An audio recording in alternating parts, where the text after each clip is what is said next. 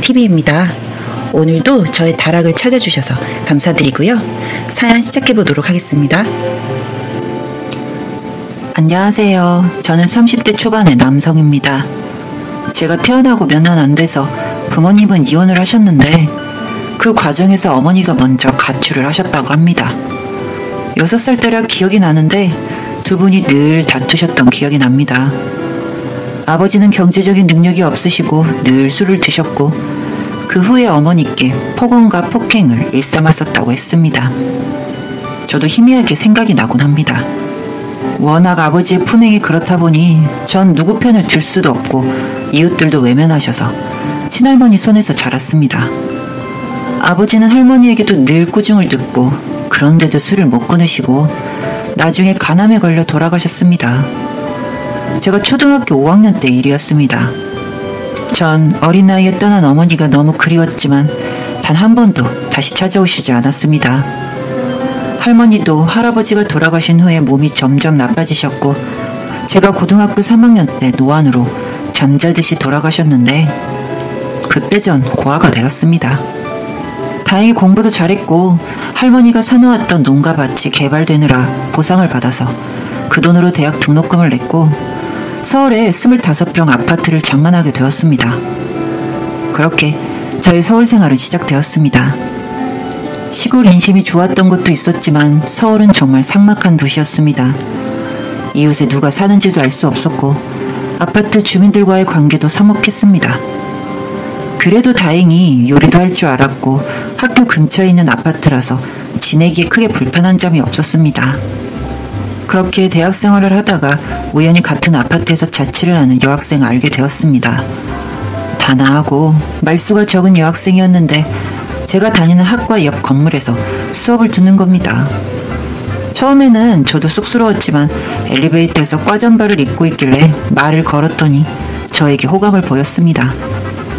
그렇게 저희 관계는 시작이 되었고 차곡차곡 감정을 쌓아나갔습니다. 여친은 집이 지방이라 학교 근처의 아파트를 전세로 얻은 거라고 했습니다. 같이 요리도 해먹고 맥주도 마시면서 조금씩 친해졌습니다.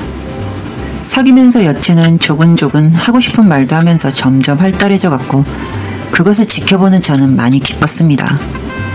또 저를 많이 위해주고 생일이 아닌데도 하나부터 10까지 저를 많이 챙겨주었습니다. 아직 여친인데 전 마치 엄마의 보살핌을 받는 것처럼 포근했고 아늑한 느낌을 받았습니다. 물론 주변 친구들이 너무 깊게 빠지는 것 아니냐, 여친이 너의 속사정을 알면 떠나갈지도 모른다며 걱정을 하자 사실 저도 그 점이 두렵기도 했습니다. 하지만 아직은 제가 군대도 다녀오지 않고 둘 다 젊은 나이라서 미래에 대한 구체적인 계획은 없었으니 이 순간에 최선을 다하자며 예쁘게 사귀고 있었습니다. 어느덧 할머니 기일이 다가와 절에 가서 제사를 드리는데 저에게 선뜻 같이 동행을 하자는 겁니다. 고맙기도 하고 전 좋아서 같이 절에 가서 제사도 지내고 사찰의 둘레길도 걷기도 하면서 모처럼 둘만의 시간을 가졌습니다. 그리고 그곳에서 첫 키스를 했습니다. 만난 지 100일 만의 일이었습니다. 제가 군대를 미루고 싶었지만 나중에 헤어지는 것보다 일찍 다녀오는 게 나을 것 같아서 병무청에 알아보니 공익근무 요원으로 징집된다는 말에 안도를 하고 계속 여친과 매일 같이 만났습니다. 하늘이 도운 셈이었죠. 다행히 구청에서 근무하면서 별 어려움 없이 군생활을 마쳤습니다.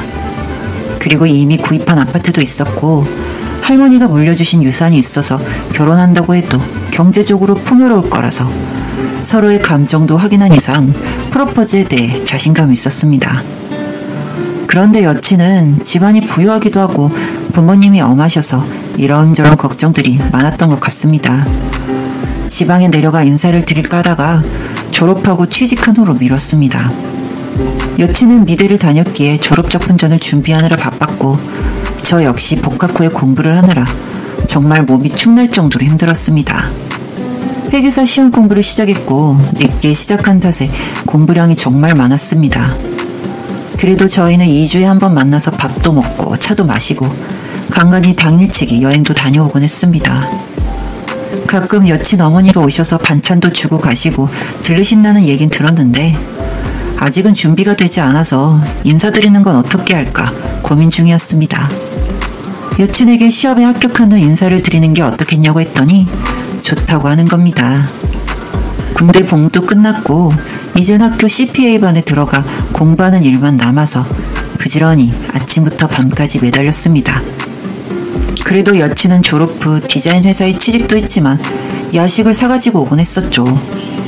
저희는 정말 사랑했고 결혼할 생각도 갖고 있었습니다. 서로에 대한 애정이 남달랐기 때문이었죠. 큰 다툼도 한 번 없이 100일이 지나고 1000일이 넘어가자 확신이 생겼습니다. 망설임 없이 쭉 함께 하기로 말이죠. 졸업반이 되자 전 마음이 급해졌습니다.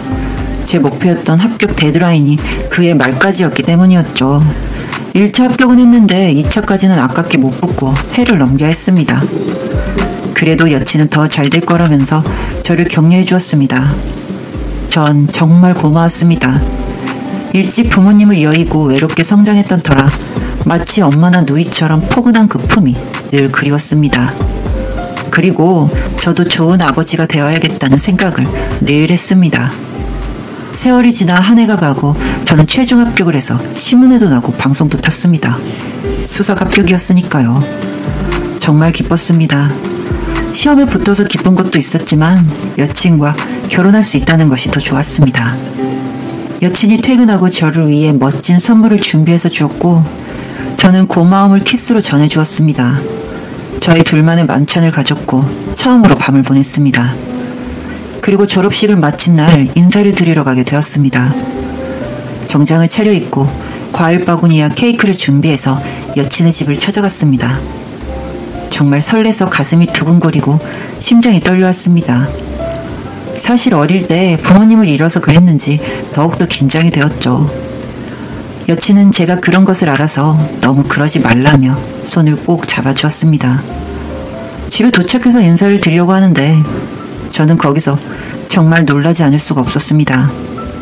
여친의 어머니가 절 보며 인사를 하는데 6살 때 헤어진 저희 엄마가 서 계신 겁니다. 전 꿈을 꾸는 것 같았습니다. 문제는 여친의 어머니도 절 알아보신 겁니다. 아버지는 재혼한 남편이었던 거죠. 그 사이에서 여친을 낳은 거고요. 식사하고 차를 마시는 동안 전 무슨 정신으로 앉아있었는지 몰랐습니다. 자리를 박차고 나갈 수는 없었고 최대한 모른 척 반가운 척 연기를 하면서 앉아있어야 했습니다. 여친을 남겨두고 전 서울로 올라왔고 혼자 매일같이 술을 마셔댔습니다. 맨정신으로는 도저히 살 수가 없었던 거죠. 그러던 어느 날 여친의 어머니, 제 생모가 절 찾아왔습니다. 제발 헤어져달라고 부탁 아닌 사정을 하더군요. 그것도 펑펑 울면서 말이죠. 지금에서야 행복을 누리고 있는데 저와 여친은 이복남매라며 결혼이 가능하겠냐며 딸은 설득을 해볼 테니 저더러 먼저 이별을 고하라는 겁니다. 정말 피눈물이 났습니다. 어떻게 이 자리까지 왔는데.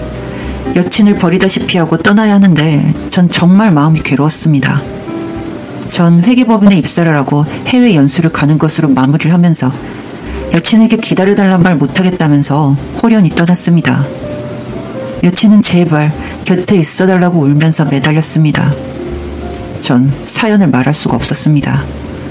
진실을 알기 전에 좋은 남자를 만나길 바랬을 뿐입니다. 제 생모는 자신의 행복과 안위를 위해 결국 저와 아버지를 버렸고 이제는 딸의 앞길을 막는 짓을 하게 된 겁니다. 저는 이를 악물고 미국에서 버텼고 석사를 마친 후에 돌아왔습니다. 그런데 이게 무슨 일인지 제 여친이었던 그녀가 교통사고로 세상을 떠났다는 겁니다.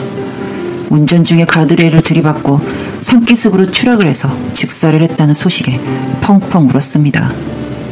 생모는 그 이후 또 이혼을 했고 암 말기 진단을 받고 요양병원에서 혼자 생활하고 있다고 하는 겁니다. 저를 버리고 제 여친까지 그렇게 만든 어머니를 용서하기 싫었지만 그래도 살 날이 얼마 남지 않았기에 가서 손을 잡아주었습니다. 그렇게 어머니 임종을 지킨 후 전 입사 동기인 같은 회계사를 만나고 사귀고 있습니다. 옛일은 다 잊고 행복하게 살아볼 생각입니다. 물론 제 마음속 깊은 곳에 자리 잡고 있는 제 여동생은 영원히 잊지 못하겠지만요. 긴 글 읽어주셔서 감사합니다.